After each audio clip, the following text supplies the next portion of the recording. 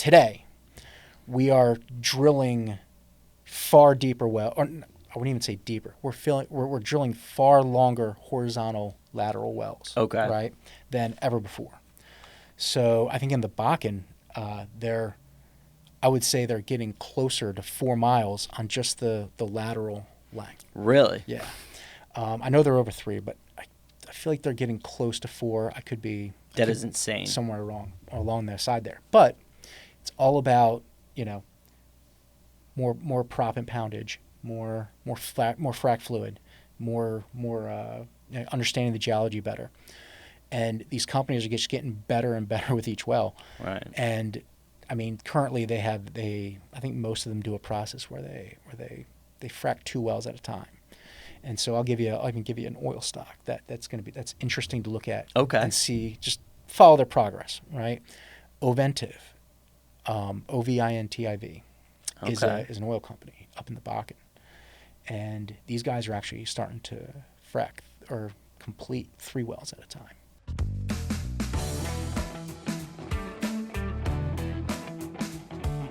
All right, let's get started. Welcome to the Angel Research Podcast. My name is Jason Freert, and I'm here with Keith Kohl, a.k.a. the Energy Investor. Welcome, Keith. Hello. So, obviously, Keith Kohl is on. We got to talk about oil. It's probably the best thing to talk about. Yeah. Currently. Yes, absolutely. I think, we talked about Bitcoin earlier, so we won't talk about that. That's a shame. We'll talk about oil, but Bitcoin. What were the Bitcoin predictions? Yeah, here they seem to. Seems to be taking up all the air in the room is these massive Bitcoin predictions, but it does tie into oil and energy, right? Because crypto uses a lot of energy. But I was reading your article. Well, I think I sent this to you, Kramer's tweet about. We should get into Kramer's tweet in just a second. Okay.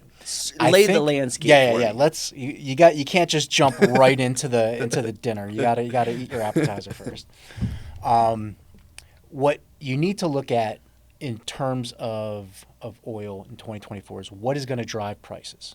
Okay, and so the way I see it, there are 2 main factors going on. Right, you got geopolitical volatility and you have the fundamentals, and that's really all you need. Okay. We'll get into Kramer's tweet in a bit. You can bring that up in a bit, but let's get geopolitical volatility out of the way. Right, because there's a lot of it. Yeah, and it's gonna be fun even more because it's an election year, so it's gonna be doubled down on foreign policy and among all the other issues that are going on right now. So the way I see it, there are 3 main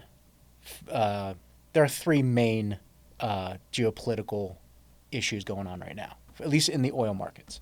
So the easiest one to talk about is the Israeli-Palestinian conflict. Right. Okay. Yeah. So nobody saw the October 7th attack coming, right? So it's pretty easy to go. And what's interesting is this led directly to the Red Sea. What's going on in the Red Sea right now, where the Iranian-backed Houthis are essentially playing terrorists. Yeah, they're attacking the ships right now. Is it? I heard they're attacking ships, but is it oil ships or just everything? Right. Well, that's what's interesting, right? So the Gaza conflict itself is not directly tied to oil. Like neither one of them are big producers, right? But when you get into that Red Sea Strait, right, that's where things are going to get a whole lot more dicey. And so the biggest obvious consequence so far has been against Maersk and the rest of the shipping container, right? So they now have to I think they completely rerouted all their tankers now around Cape Good Hope, around Africa, which is driving tanker prices. I was going to say that's a long detour. Absolutely. And so the Houthis, which are pretty much the Iranian-backed rebels, that I think they control most of Western Yemen at this point. What they do is they're just essentially on the facade of supporting Gaza and going against Israel. They're basically attacking anything and everything that comes through the strait. Right. And so what's interesting is that it's not a direct impact on most of the oil that goes through there, because we're talking about countries that they're kind of leaving alone. Saudis, rest of OPEC countries, they're not going to touch those tankers. Right. I mean, it would be an absolute suicide to go after Saudi tankers right now. And so the attacks have been escalating, right, ever since. And so when you have the U.S. Navy in the area that was deployed to the area and that has been unable to rein them in, they've been getting bolder and bolder and bolder. And I think the most interesting story came when the Houthis basically fired a rocket at a British tanker carrying Russian petroleum products. Right. Right? And they sunk it, right? I don't think it's sunk. Okay, that must I have been saw the another explosion, tanker. Yeah. which was pretty wild. But I think it's just like drifting, kind of like half in the water, half out of the water. It's a pretty So interesting. it messed it up. Yeah, it's a pretty funny picture to look at. But essentially, they're just basically playing pirate in there.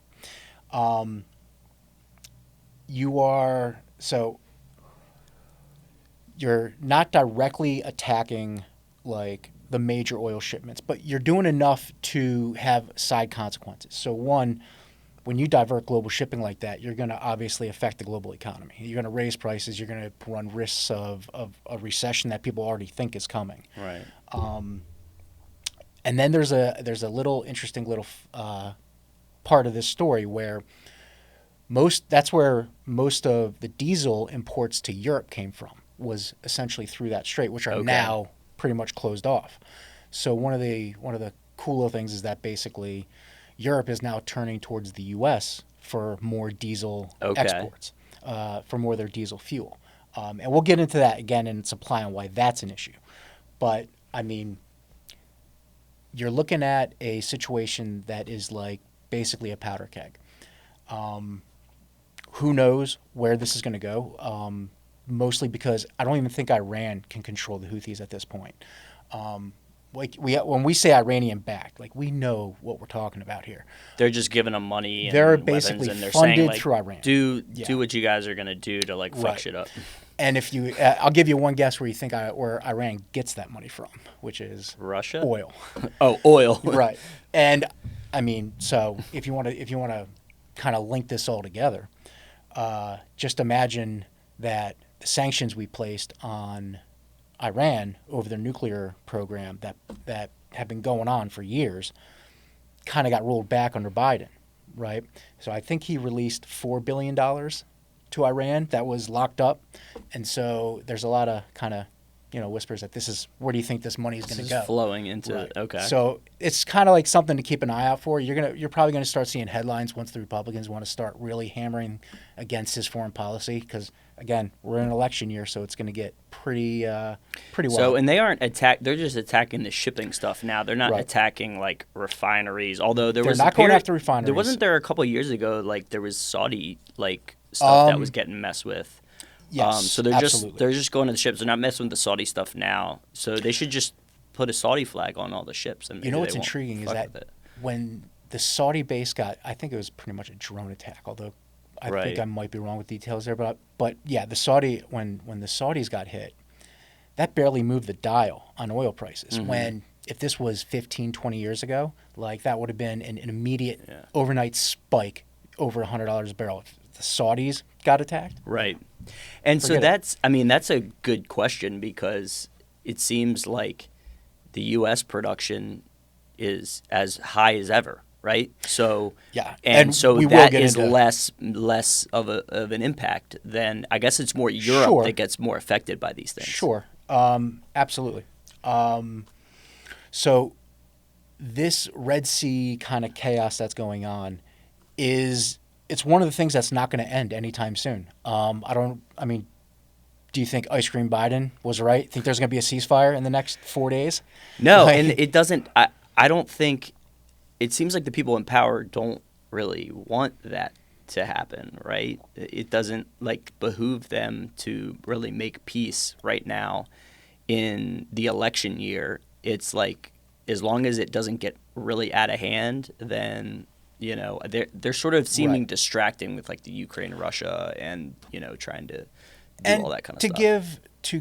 Let's give Biden a little bit of credit. Like his response was kind of proportional so far. Like you would you don't send in and go absolute apeshit on, apeshit warfare all over the place just because there's a couple of tankers getting hit or traffic is interrupted. So like the responses so far have been proportional, and they've been kind of what you should be expecting or doing, right? Because you don't want to escalate the conflict. Well, and they want to let them know that further. they're there, Right, so they don't right. go further, right? But so far, in at least the last 6 weeks, like, there's been almost no effect. It's gotten to the point that Maersk, who's the largest shipper in the world, is actually negotiating with the Houthis and not with anybody else. And just paying them off, like, hey, Well, don't hit our ships. Right, and they're still going around Africa. So you have the Red Sea, and you have this ongoing. It's going to add a premium for sure, because at any moment, I mean, who's to say that the Houthis aren't going to be even bolder come summertime when Right. demand is higher? Remember, we're in the seasonally weakest part of the year for oil consumption. So this is the time we want to see $70 a barrel of oil, $60 a barrel of oil. Right now they're at like $77, $78. So that's one of the kind of the first little kind of triangles to this little geopolitical risk premium right now that's on oil. But for the most part, I think it's pretty baked in. But then we have Russia and Ukraine. And so ever since 2022, it led to an enormous set of issues in the energy world. It sparked an energy crisis in Europe. If you remember all the hubbub over where they were going to get their the natural gas, yeah. Yeah, when they shut off the natural gas, that wasn't nothing. I mean, you have to imagine Europe didn't have. You don't hear that much about that. Lately. And you don't, and you know why. Why? It's because they started building out their LNG infrastructure, and then U.S. LNG just came in and became their largest supplier, and so now that whole you got to think that whole last 15 years, Europe has been going aggressively toward a green transition, and it sort of kind of backfired on them once they lost that right. those nuclear plants. They were like, wait, not yet. Right. So there is no end in sight for Russia and the Ukraine coming to terms. And there's a reason for this, I think. I think the biggest reason is because it suits Putin to drag this out longer. The longer this goes, the more likely he's going to win, and the more benefits he gets. We drag this out even longer. I mean, everybody's already changed their Facebook and their Twitter profiles from the Ukrainian flag to the Palestinian flag. Right. Like everybody's like all the virtue signalers are already switching over to the new chaos going on. So you're starting, and right now, I mean, you didn't see this at all at least I didn't see this at all in the beginning of it, but you don't see the sort of what would be the right word? You don't see the same attacks against, let's put it this way. You don't see the same hesitation for people with sending Ukraine money. So you're going to start seeing all that support start to wane as time goes on. People are starting to get tired. People are going to start asking, well, why can't we take $65 billion and put it into Chicago? Right. You know what I mean? Yeah, absolutely. People are like, because like you said, it doesn't seem like there's an end in sight. So they're like, oh, this time just a little bit more, and then it just drains. And all of this serves Putin, right? One way or another. And to be fair to him, all he has to do is just wait out another election year. That's the 4-year cycle curse of U.S. foreign policy. If Biden isn't doing what he's supposed to do and going after Putin hard, what's going to happen with a new president? Like, what do you think Trump would do with Putin? Trump claims he's going to end it in 24 hours. It's not that they're not the best buddies, but they're not the worst enemies. So it would be and I think if it goes on, continues, and Trump does win, you have, who knows if they'll try to send even more money between now and then. And I think politically here, people are going to be like, yeah, let's end this thing. Like, let's stop people dying. It is interesting because he is leading in the polls pretty handily. Yeah. I think I saw the last. At this point, I don't see why he's not going to win unless, the only thing that is really helping Biden is a potential really good economy. And, Sure, when the stock absolutely. market does well leading up to the election, usually the incumbent can win. So, Which but is also there's yeah. never been a 80 Yeah. whatever senile guy in charge during that. So I think you can kind of throw out the rule book. Well, so the question is a weaker foreign policy with Biden more suitable for Putin, or is a stronger Trump more suitable for Putin? I think I would laugh a little bit if Trump does get into office and then like soon after like peace in Ukraine is reached, and that would be a little bit hard for some people to take probably. Oh yeah, because But they're gonna say he's a Putin stooge or right. whatever. But you're already starting to see the rhetoric in the media talk about how, is what's Putin going to walk away with? Yeah. And so like maybe you just give him enough to make him happy, and it's just basically gonna implode him further and further and further. But there's another aspect to the Ukraine Russo war that's going on, and that's the utter lack and failure of sanctions, the effective sanctions. Right. We screwed the pooch on that one pretty well. Not only are they pretty toothless, but they set a floor for oil. Is what it essentially did. That's why you're not seeing oil go down into the 50s or 40s. It's because Russia can sell whatever they want at whatever that price established was. Right. But because we're not really that good at enforcing it, they're just selling a lot of oil on the black market anyway, which was probably established under the Iranian oil that was going out. Right. It's either all. way. I'm sure they have an infrastructure already in place for Yeah. this, and There's different ways that China and all these other are going to be able to, You don't see oil traders really react to this kind of black market trading either. And so when people start spouting about how effective sanctions are, they are an abysmal failure. And in fact, what they did was it kind of screwed Europe more than anybody else, because what it did was it diverted Russia's energy exports, natural gas, diesel, over to China and India.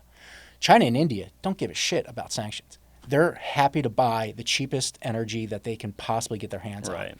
And that's what they've been doing. India is the largest buyer of Russian oil. And there's even cases where Russia will sell oil to one person who just refines it and then sells it over I was to going Europe to say, anyway. like, there's So no there's so many loopholes, reselling there's so many aspect. Yeah. ridiculousness of what's going on. It's hard to see us having any powerful effect on Russia.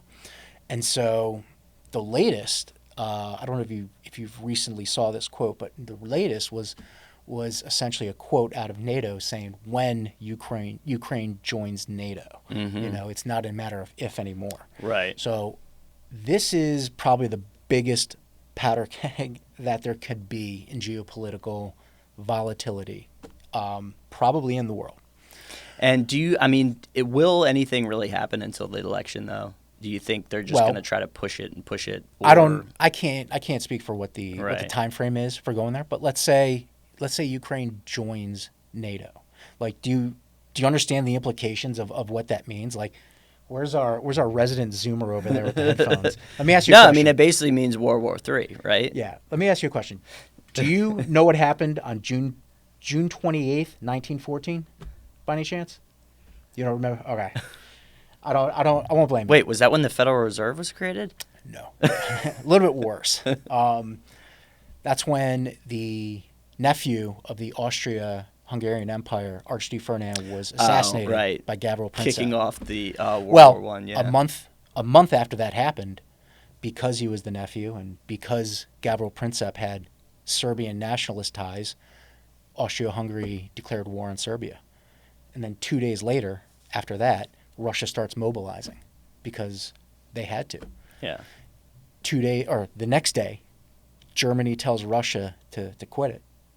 And then 24 hours later, Germany declares war on Russia. Then due to treaties, France declares war on Germany. 2 days later, Britain declares war on Germany. And then that, folks, is World War I. And the scary part is, at least back then, they didn't have nuclear weapons. Well, true. Scary, yeah. Yeah. But if history is going to serve us any lesson whatsoever here, Ukraine joins NATO. Ukraine's being attacked by Russia. Who's going to be the first one to send forces in? I mean, you have the United States, which is an energy powerhouse. So it's not like OPEC can have any issues here and prevent them from going. This isn't 2005 when we're importing everything. Yeah. You know, we can just boost our exports up big time. So we have like the U.S., which could basically, you know, pick up the slack when it comes to the energy consumption of war. Yeah, it does seem like, you know, they have more power to do that now, as long as it's politically willful. Well, sure. Biden. But what I'm saying is the worst case scenario here. Let's say let's say Poland goes into Ukraine in defense of its NATO ally. Russia goes into Poland. You know, like you have the U.S., which is the energy powerhouse on one side, and then you have Russia, which is its own energy powerhouse, Right. which is aligned with OPEC through OPEC Plus. Those guys are all on the same team trying to control the global oil markets. So you think the OPEC countries will I think it's BRICS versus the West. jump in on? Well, ask yourself, where would Iran go? Iran would go for Russia. Yeah, I think the big. Where would China go? China can't just sit there and watch us obliterate where it gets a lot of its natural gas. Right. And, I think and China oil. would be the wild card. Iran certainly would throw in Russia / already has. But yeah, What would if you have embolden Iran- China to make its final move on Taiwan? Yeah. So it's there's a lot of scenarios there. So And I don't think you need a wild price prediction for oil about what happens if of World War course. III were to kick off in Of that course. scenario. It would be off the charts. yes. So that's the second, right? So you got two pretty tense situations going on Yes. right now and the problem is because these actors are very unpredictable. Like we don't know how bold the Houthis are going to get. Right. I don't think Iran knows how bold the Houthis are going to get. And we don't see an end to Ukraine and Russia. We don't see an end to Israel, Palestine, that whole entire conflict. So it's just kind of this question mark that's just going to be dragging throughout 2024. Right. Leading up to the election, by the way. But fortunately, there's a third now, geopolitically, kind of just made news recently. Not like, but the good part is there's a good outcome to this. Okay. So, Venezuela. Okay. Okay. So the news is that Venezuela's I'm going to butcher this pronunciation, so you're going to have to forgive me on this, but the Venezuela is trying to annex the Equibar. Okay. I'm definitely We'll fix it with AI later. yeah. There you go. But anyways, they're trying to annex a region in Guyana, right? And Okay. this region just so happens to have a massive offshore oil. Of course. Yeah. Why else would you do it? But when you look at this situation, it's even more critical because we'll get into this again when we talk about global supply in just a minute. But like, you have to understand the role that Guyana is playing in the global oil markets. Right now, it's the leader in oil production growth over the next couple of years. Really? Absolutely. It's going to beat the United States. It's going to beat Canada. It's going to beat Brazil. It's going to beat In terms Norway. of growth. In terms of growth. It was And it's all nothing it's up all until Exxon offshore. and Chevron. It's all all offshore, mostly from this one block, the Liza field. Mm-hmm. And so Maduro kind of, I guess feeling It's left like out. let me get that. He the history of that region goes way back, and it's in dispute. And Maduro just recently brought it up for some reason, maybe to get his name in the headline or trying to pull a North Korea just because nobody's been paying attention to them. But what happens is that they just recently started putting troops on their border, right? Like threatening the situation. That's how it starts. Now, that's how it starts. And you would think that this would be a concern, but I'm going to tell you why it's not. Okay. Okay? So you take a look at Guyana and their offshore development. Okay? It's this massive offshore field that was discovered and is being developed by Exxon and Chevron, right? Mm-hmm. Now, the interesting part about this is that Chevron bought Hess Okay. last year. Okay, so Hess was the developer, one of the developers in this project. You know, they have a stake in it, and so now Exxon is threatening to sue, saying that they have the first right of refusal and that it's technically theirs. And so Chevron technically wouldn't have access to this development. And it's kind of an interesting little soap opera drama going on right now. But the key here is that China's state-owned oil company owns a 25% stake in it. So there's no concern, I should say, that Exxon and Chevron can develop this field. Like, these guys are the biggest oil companies on the planet. Right. Like, they're brilliant with what they do offshore. We're talking about deep water wells that are, you know, these things can cost probably upwards of $100 billion, Jesus. you know, and have incredible break-even prices, probably between 20 and 30, because they just run forever. Mm-hmm. And so China is the key here. And Venezuela, for all their huffing and puffing, they're never going to blow this house down. Okay. Right.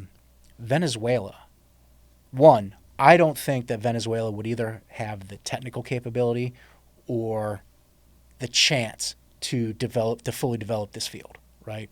Their state-owned company, PDVSA, is kind of a turd in the oil industry, right? These guys fucking suck. Well, and that's what. Do they still own Citgo? No, No. they don't know Citgo. Okay. But they were the ones when Chavez took over Yeah. and just did the Mayday takeover, you know, almost 20 years at this point. And so just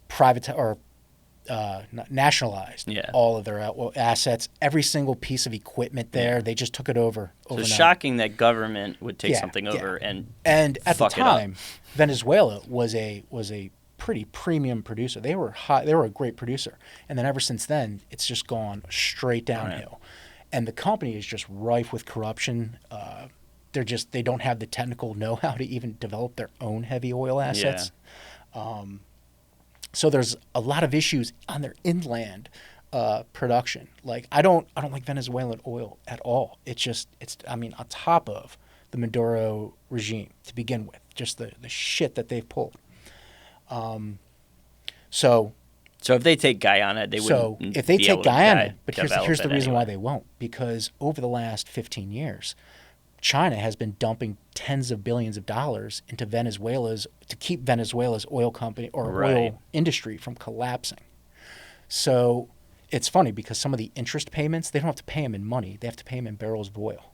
Like, those were the original deal because China probably knew that they were never going to be able to fucking pay them back anyway. Well, yeah, and they're So- going to print their Plus, China was pretty thirsty for oil at the time.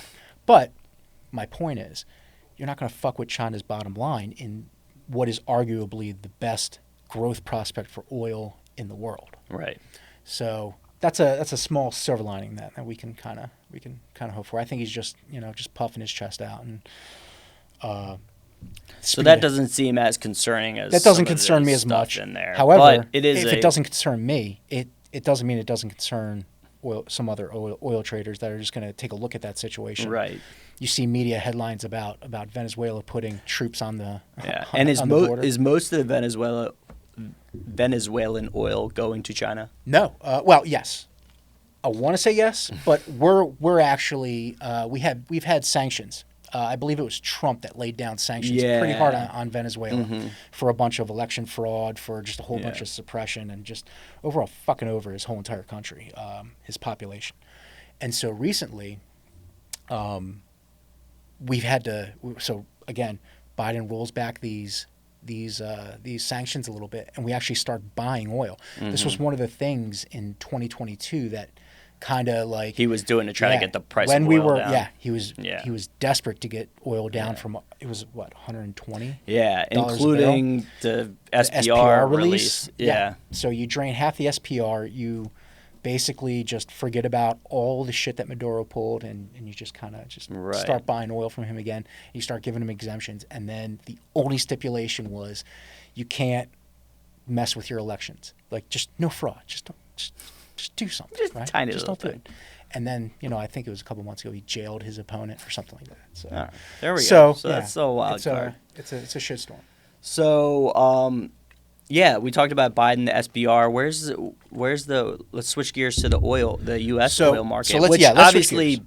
globally it Right. plays into it because oil is a That global brings market. up the second biggest driver, which is just going to be the fundamentals, right? The supply demand Right. going on. And just before, just to lay some groundwork before we get to the U.S., let's go into demand, right? It's very quick.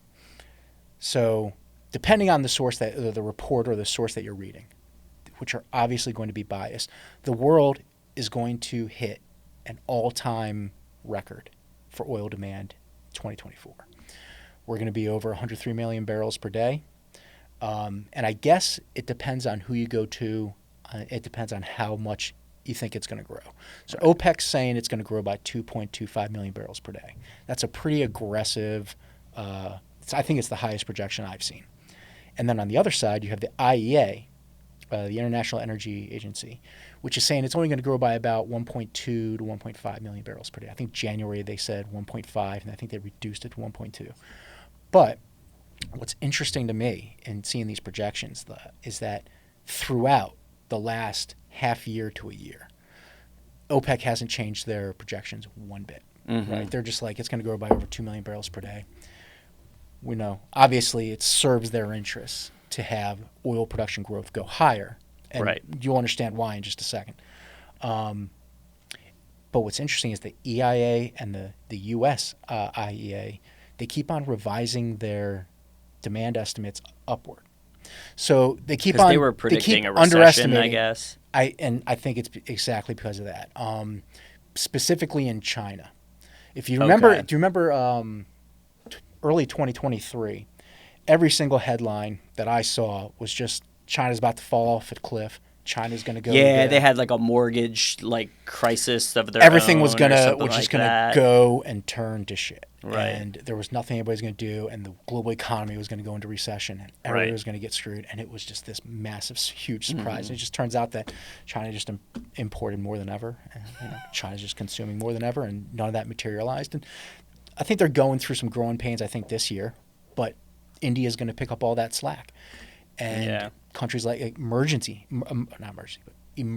economies like India are going to become the biggest driver for Yeah, I mean, demand people. growth I mean, that's in the they next got couple of years. a billion people there, all so. Absolutely. Yeah. And I'll note, they don't give a fuck if it's coal, natural gas, Right. or oil. They Yeah. want to grow. And No, I mean, most of these the idea of using renewables and sustainable energy is a luxury of the established wealthy economies, right? So you're an emerging economy with dirt poor citizens. You think they give a fuck if you see any- have electric cars and do you freaking see any solar farms? hypocrisy in us telling Oh, yeah.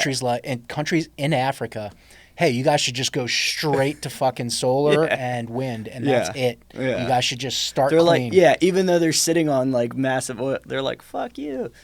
Like us telling an emerging economy, not an established first world country like the U.S., but just a emerging economy to pay more for energy Yeah. is ridiculous. Yeah, well, it hinders their growth to get to the point. So Yeah. they ought to, if they just let it go, they'll get to the point where they will then have that luxury quicker, and then thus it'll be better Yeah. for the environment.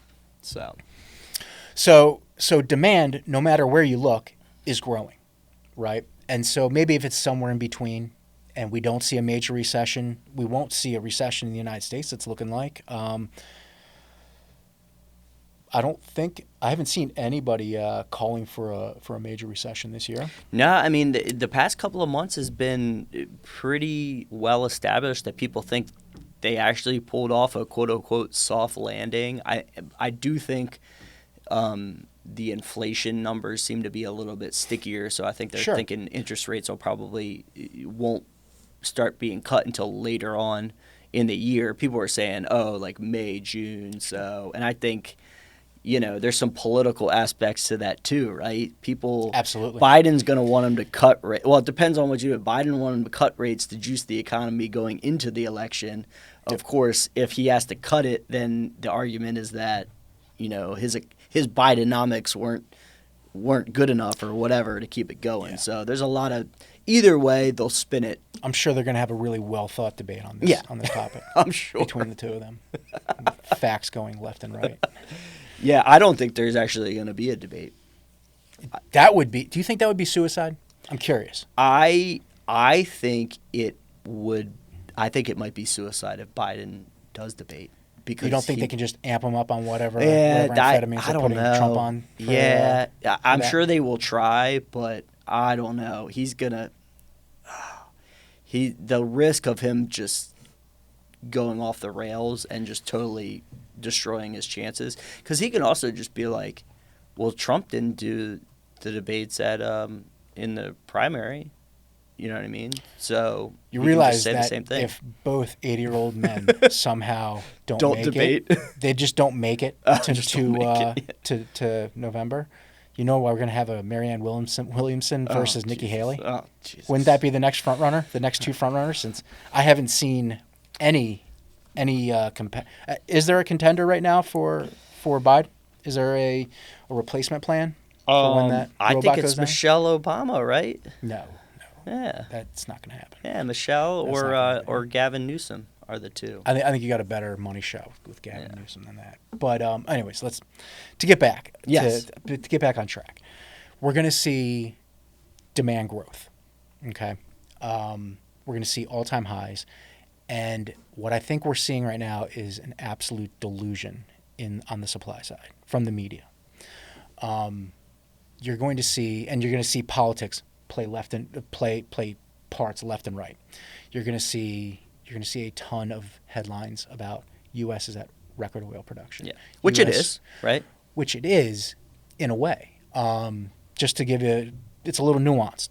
Okay. So last year, the EIA actually changed their methodology. Really? Yeah. And so you don't see it reflected in the weekly reports, but in the monthly reports, they added a little byline that just said, I don't know if it's a byline, but they added a little line to crude oil supply called transfers to crude oil. And it was basically you have production and then you have transfers to crude oil, which is, I think they just don't know where it came from. And so they're working on that. And I think this year we're supposed to get, probably in the next couple of months, we're supposed to What do you mean get they clarity. don't know where it came from? There's an entire... The black market? No, there's an entire confusing topic regarding the adjustments that have been made last year to all the EIA oil reports. Interesting. And so they were coming up with these huge discrepancies. And so, anyways, just to give you an example, like it'll say crude oil production 12.9 million barrels per day. Transfers to crude oil is, say, 300,000 or 400,000. Well, that means we're producing 13.3 million barrels per day, so we're at a record production, motherfucker. Okay. Yeah. And everybody wants to see that headline. Okay. And so that's what you're seeing. So just be aware Is of... transfer is that from the SPR? No, that's separate. This should be excluding SPR. Okay. The SPR is going to be a whole nother Right. fun discussion, but we won't get too deep into that. Okay. I'll give you a fun prediction for the end at the end. But so supply is kind of murky and it's kind of not as high as it is, but it's still, give credit where credit's due. We increased our U.S. oil output last year by 1 million barrels per day. Mm-hmm. It was a complete surprise. I didn't see it coming. I think a lot of people didn't see it coming. Right. Well, especially because Biden, when right. he first came in, was like, "We're not going to drill. We're not going Right. to do anything." Well, What? I mean, And then the oil prices started and skyrocketing. that's a whole other topic Right. of the negative relationship that has been going on between President Biden and the oil and gas industry. Mm-hmm. I mean, first week in office, first day in office, he cut the Keystone XL. Right, and they expansion. Canceled a bunch of So leases. it's just Right. been, I mean, and all his tweets over the summer about how It- oil companies were the But enemy. was that actually him tweeting it? But true. Well, we'll His that's team. right. But so where was I? With oil production, it's there's a nuance to it, right? And so no matter how amazing oil production growth was last year, right? What people aren't starting to get is that growth is gone. Even the EIA is only expecting us to average 13.3 million barrels per day. And what's funny is that we hit that amount like a couple months ago. Okay. Right now, I think we're actually at around 12.9, but that was because of some stuff that happened in January. So yeah, Kramer's tweet about easily going to 15 million barrels. You have to understand, when I see tweets that we're going to go to 15 million barrels per day anytime we want, from a leading analyst on CNBC. Let me quote Jim Cramer from 2008 and just say he has absolutely no idea what he's talking about. I can't. It makes me want to buy oil hand over fist, because people don't understand how wrong that is to say. But and is this a limit, you think, of production capabilities? There's actually one thing I do want to note, okay? Okay. And one of the reasons why oil production surprised everybody last year is because the theory is that a lot of the oil production growth came from private oil companies that don't report earnings or anything like that. And so the private sector basically boosted up their oil production, took advantage of $120 oil, right, and laid it out. I thought it wasn't going to be nearly as much, but that's strictly from the idea that you have a couple of catalysts that need to be overcome, and one of them is we have fewer and fewer drilling rigs out there than last couple years. I don't know offhand when the last time we had this few drilling rigs out there. Okay, and yet you expect oil production to go up. We have we have less ducts out there right now, which are being tapped, which are able to be tapped. Ducts are just drilled but uncompleted wells. Okay. So a company can go back to them. Well, that's where most of the production has been coming from, right? Going back and I don't want to speak out of turn and know and exactly give you a concrete number, but when you start tapping into those, what it does is it limits your ability to raise production in the short term. Right, so the lesser number of ducks out there is just you can't go back to them, and so I was gonna segue this into something really interesting, and I can't. I'm starting to blank here. So technology-wise, fracking. Thank you. So yes, this is exactly what I'm talking about. So you got to ask, how did we just turn around U.S. oil production so quickly, so well? And right now, the name of the game is all about efficiency. We're talking about boosting economics of the well, lowering costs, boosting output, more with less. Yeah, is absolutely. The tagline. And I think the recent term I heard about it was from a conference call. It's called service intensity. Okay, so you got to imagine that today we are drilling far deeper well, or I wouldn't even say deeper. We're drilling far longer horizontal lateral wells, right, than ever before. So I think in the Bakken, I would say they're getting closer to 4 miles on just the lateral length. Really? Yeah. I know they're over 3, but I feel like they're getting close to 4. I could be that is insane, somewhere wrong along their side there. But it's all about more proppant poundage, more frac fluid, more understanding the geology better, and these companies are just getting better and better with each well. Right. And currently I think most of them do a process where they frac 2 wells at a time. And so I can give you an oil stock that's interesting to look at. Okay. And see, just follow their progress, right? Oventiv, Ovintiv, is an oil company up in the Bakken, and these guys are actually starting to frac or complete 3 wells at a time.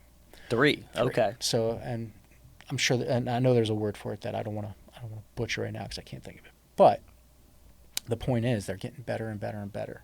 The technology's getting better and better and better. They have to. Yeah. Right. And my community we have our own place where we love. I don't want to spoil them here, but there's just new techniques, new ideas, letting the engineers kind of have fun, it seems like.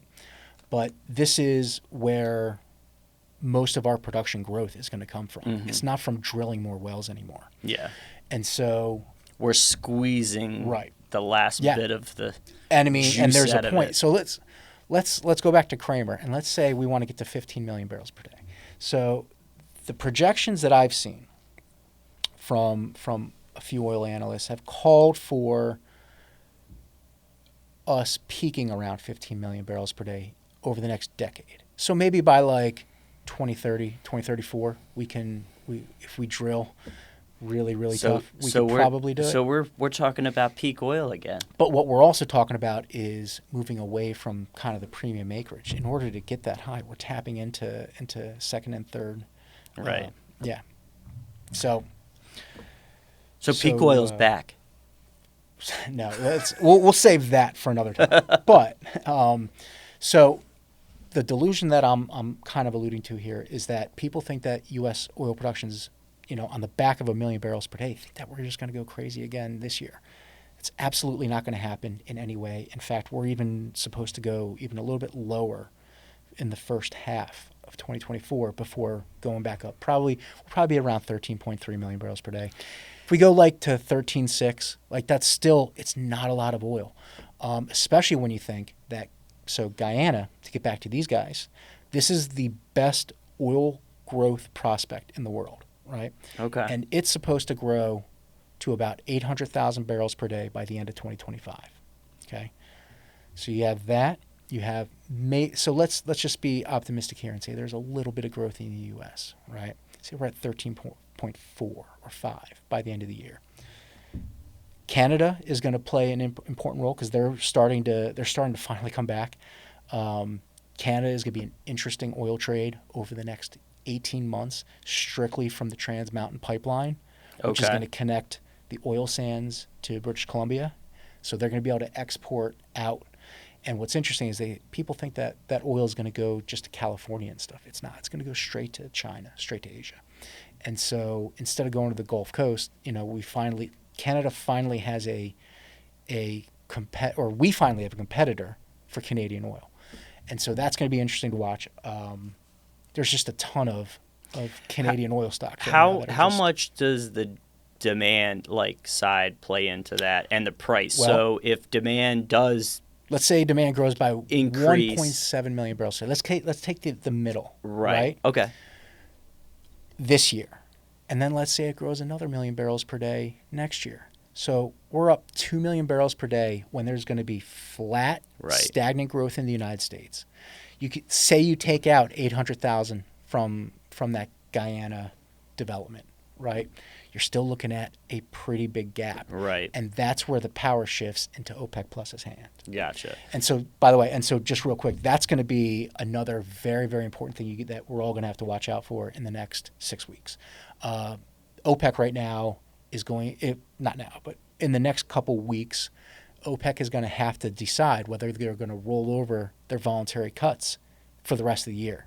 Right now, they're holding back about 2.2 million barrels per day, right, in production. And that's just voluntary cuts, established quotas from them and Russia, and there's a little group of other minor players there. But if they comply, we're going to lead to extremely tight market going into Q3, Q4. Okay.